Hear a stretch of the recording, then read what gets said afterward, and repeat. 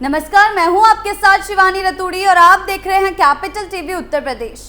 अगर कोई व्यक्ति अपनी इच्छा से धर्म परिवर्तन करे तो यह उसका अधिकार है, इसमें कोई आपत्ति नहीं हो सकती।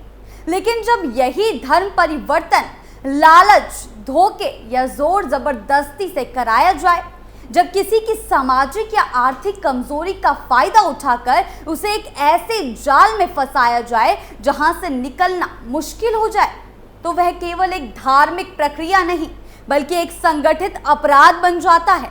और ऐसे अपराधों को उत्तर प्रदेश की योगी सरकार बिल्कुल भी बर्दाश्त नहीं करती। यूपी में इन दिनों ऐसा ही एक मामला चर्चा में है, जिसमें एक तथाकथित बाबा लोगों को जबरन या बहला फुसलाकर धर्मांतरण कराने के गंभीर आरोपों में घिरा हुआ है। बाबा न सिर्फ धर्म के नाम पर लोगों की भावनाओं से खेलता था, बल्कि उसके पूरे नेटवर्क में हवाला, विदेशी फंडिंग और करोड़ों के लेन देन का भी खुलासा हो चुका है। जी हां, छांगुर बाबा की बात हो रही है। सरकार ने पहले ही उसके भव्य कोठी को बुलडोजर से ढहा दिया था और अब ईडी यानी प्रवर्तन निदेशालय इस गिरोह की परतें एक एक कर खोल रही है। जांच में हर दिन नए राज सामने आ रहे हैं और ये साफ होता जा रहा है कि एक कोई मामूली मामला नहीं है, बल्कि एक साजिश का हिस्सा हो सकता है।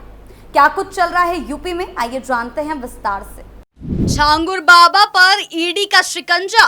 देश में एक बार फिर एक बाबा चर्चा में है, लेकिन इस बार वजह आध्यात्मिक नहीं, अपराध की है। खुद को जलालुद्दीन कहने वाला व्यक्ति, जिसे छांगुर बाबा के नाम से जाना जाता है, अब सरकार और जांच एजेंसियों के निशाने पर है। आरोप गंभीर है, धर्मांतरण का संगठित रैकेट, हवाला के जरिए करोड़ों की लेन देन और विदेशी खातों से पैसा मंगवाने का खेल।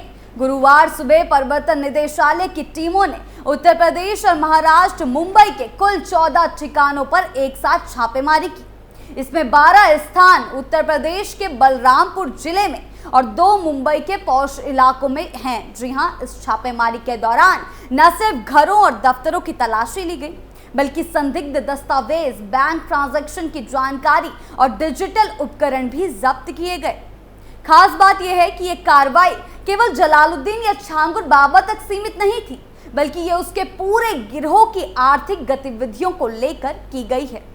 इस छापेमारी से यह साफ हो गया है कि बाबा के नाम पर सिर्फ कथित आध्यात्मिकता नहीं बेची जा रही थी, बल्कि पीछे एक बड़ा आर्थिक खेल चल रहा था, जो देश की कानून व्यवस्था को सीधे तौर पर चुनौती दे रहा था।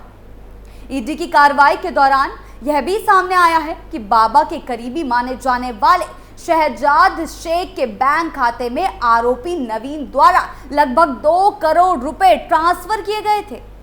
यह राशि किस उद्देश्य से दी गई, इस पर अभी तक शहजाद की ओर से कोई स्पष्ट जवाब नहीं मिला है। लेकिन शुरुआती जांच में पता चला है कि यह पैसा कथित रूप से धर्मांतरण से जुड़ी गतिविधियों में खर्च किया गया था। जी हां, बता दें, शहजाद के मुंबई स्थित 2 आलीशान फ्लैटों में से एक बांद्रा ईस्ट के कनकिया पैलेस अपार्टमेंट की 20वीं मंजिल पर है, जबकि दूसरा माहिम के रिजवी हाइट्स में है।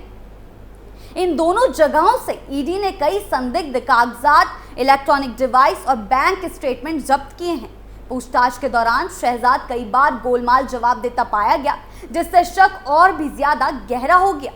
ईडी को शक है कि शहजाद बाबा के हवाला नेटवर्क का एक अहम हिस्सा रहा है और उसे देश के बाहर से भी आर्थिक सहायता प्राप्त होती रही है। छांगुर के नेटवर्क का हुआ पर्दाफाश। इस पूरे मामले में एक और नाम सामने आता है, नीतू उर्फ नसरीन। उसे छांगुर बाबा की बेहद करीबी माना जा रहा है। उसके नाम से देश में कई बड़े बैंकों में खाते हैं, जिनमें bank of India, Paytm payments bank, bank of Baroda, HDFC और स्टेट बैंक ऑफ इंडिया शामिल हैं। इन खातों में पिछले कुछ सालों में करोड़ों रुपए का ट्रांजैक्शन हुआ है। ईडी को शक है कि नीतू ने इन खातों का इस्तेमाल हवाला लेन देन और धर्मांतरण के लिए किया है। नीतू और नवीन दोनों के बैंक खातों में ऐसे ट्रांजैक्शन मिले हैं जिनका कोई साफ स्रोत नहीं है। इन लेन देन की कड़ियां छांगुर बाबा के नेटवर्क से जुड़ती दिखाई देती हैं। जांच में यह भी पता चला है कि नवीन के नाम से कुछ विदेशी बैंक खाते भी हैं, जिनमें बड़ी मात्रा में रकम ट्रांसफर की गई है। इसके अलावा नवीन घनश्याम रोहरा नामक व्यक्ति के नाम से भी विदेशी ट्रांजैक्शन के दस्तावेज मिले हैं, जो इस पूरे गिरोह के एक अंतर्राष्ट्रीय नेटवर्क की ओर इशारा करते हैं। ये केवल एक आर्थिक अपराध नहीं बल्कि देश की आस्था, धर्म और सामाजिक ताने बाने से जुड़ा हुआ मामला है। छांगुर बाबा पर यह आरोप है कि उसने धर्म के नाम पर आर्थिक लालच, दबाव और अन्य हथकंडों से सैकड़ों लोगों का धर्मांतरण कराया है। वह खुद को एक संत, रहस्यवादी और चमत्कारी बताता था, लेकिन उसके आश्रम में जो कुछ चल रहा था वह एक सुसंगठित आपराधिक सिंडिकेट जैसा था। बलरामपुर में उसका आलीशान 70 कमरों वाला महलनुमा आश्रम इसका प्रमाण है, जिसे पहले ही योगी सरकार ने अपने बुलडोजर अभियान के तहत ढहा दिया है और चूर चूर कर दिया है। बाबा का यह तथाकथित दरबार दरअसल धर्म की आड़ में चल रहा एक गैर कानूनी तंत्र बन चुका था, जिसे अब कानून के शिकंजे में लिया जा रहा है। इस पूरे मामले में सबसे चौंकाने वाली बात यह है कि जांच एजेंसियों को संदेह है कि इस नेटवर्क को कुछ विदेशी एजेंसियों से भी आर्थिक समर्थन मिल रहा था। यह फंडिंग विदेशी एनजीओ, ट्रस्ट और धार्मिक संगठनों के जरिए की जा रही थी और इसका सीधा सीधा संबंध भारत में धार्मिक असंतुलन फैलाने की साजिश से जोड़ा जा रहा है। यह भी शक है, इसे पुख्ता होना भी बाकी है। इसलिए ईडी अब सिर्फ भारत के भीतर ही नहीं बल्कि इंटरपोल और अंतर्राष्ट्रीय फाइनेंशियल निगरानी एजेंसियों के जरिए विदेशी फंड ट्रेल की खंगाल रही है। यह संभव है कि आने वाले दिनों में यह मामला सीबीआई या एनआईए को सौंपा जाए ताकि इसकी तह तक पहुंचा जा सके। देश के भीतर धर्मांतरण के जरिए सांप्रदायिक अशांति फैलाने की साजिश के खिलाफ केंद्र और राज्य सरकार दोनों एकजुट होकर काम कर रहे हैं। इसी की तर्ज में योगी आदित्यनाथ की सरकार ने इस मामले में शुरू से ही सख्ती दिखाई है।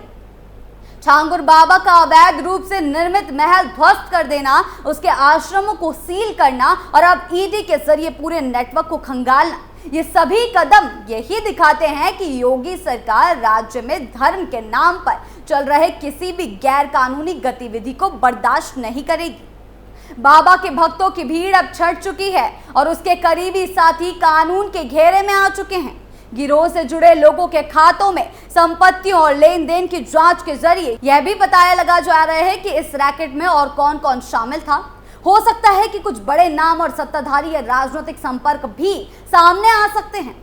ये मामला न केवल एक बाबा की गिरफ्तारी का है बल्कि उस सोच के खिलाफ कार्रवाई का प्रतीक है जो धर्म का मुखौटा पहनकर देश की कानून व्यवस्था को धता बताने की कोशिश करती है।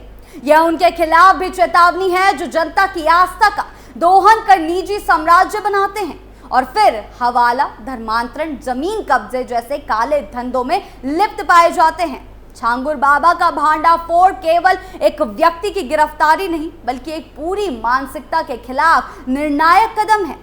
देखना यह दिलचस्प रहेगा कि जांच आगे किस दिशा में जाती है। क्या और विदेशी फंडिंग के दस्तावेज मिलते हैं? क्या कुछ राजनीतिक या प्रशासनिक संरक्षण भी इस गिरोह को प्राप्त था? जांच जारी है, लेकिन इतना तो साफ है कि कानून की पकड़ धीरे धीरे उस पूरे जाल को उजागर कर रही है जो धर्म की आड़ में दशकों से फल फूल रहा था। इस पूरे घटनाक्रम ने एक बार फिर यह साफ कर दिया है कि अब वह समय नहीं रहा जब लोग धर्म की आड़ लेकर किसी भी तरह की गैर कानूनी गतिविधियों को अंजाम देकर बच निकलते थे। छांगुर बाबा का मामला न सिर्फ एक व्यक्ति विशेष के गिरने की कहानी है बल्कि ये उस पूरे तंत्र के उजागर होने की शुरुआत है जो वर्षों से चमत्कार और धर्म पर भोली भाली जनता को गुमराह करने का काम करता था इस नाम पर। अब जब जांच एजेंसियां पूरी तरह से सक्रिय हो चुकी है और योगी सरकार हर स्तर पर इस मामले को गंभीरता से ले रही है तो यह उम्मीद की जा सकती है कि आने वाले समय में इस पूरे रैकेट से जुड़े हर शख्स को कानून के कटघरे में लाया जाएगा। छांगुर बाबा की गिरफ्तारी और उसके ठिकानों पर छापेमारी एक चेतावनी है उन सभी के लिए जो धर्म के नाम पर धोखा देने का कारोबार चला रहे हैं। आपको क्या लगता है हमें कमेंट सेक्शन में जरूर बताएं। वीडियो अच्छी लगी हो तो लाइक शेयर करें और चैनल को सब्सक्राइब करना ना भूलें। नमस्कार।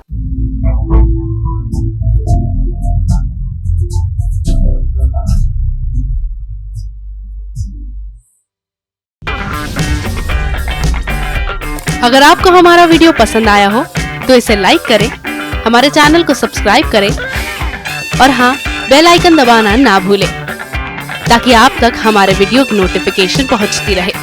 आप अपना सुझाव हमें कमेंट बॉक्स में दे सकते हैं। हमारे साथ जुड़ने के लिए शुक्रिया।